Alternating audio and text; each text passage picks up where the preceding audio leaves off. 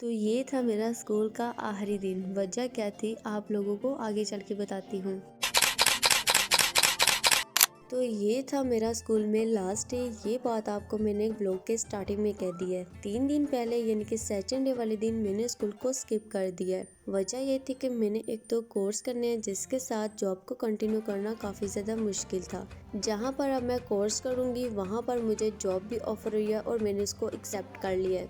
ये मेरे लिए काफ़ी मुश्किल डिसीजन था क्योंकि मैं अपनी बेस्ट फ्रेंड को छोड़कर जा रही थी। इतने टाइम बाद अपनी बेस्ट फ्रेंड्स के साथ मिली, उनके साथ हल्ला गुल्ला किया, मौज मस्ती की और उनको अचानक से छोड़कर चले जाना ये काफ़ी ज़्यादा मुश्किल था मेरे लिए। खैर अल्लाह का नाम लिया, कदम उठाया और चली गई न्यू जॉब पर और कोर्स करने के लिए। अल्हम्दुलिल्लाह आज पूरे 2 दिन हो चुके हैं। आस्ता आस्ता मैं एडजस्ट हो जाऊंगी। अल्लाह पाक मुझे हिम्मत दे और हमारे हक में जो बेहतर है हमें वो अता करे। आमीन सुमा आमीन। आई होप आपको मेरा आज का व्लॉग पसंद आएगा, तो बने रहे मेरे साथ इस जर्नी में। Follow for more.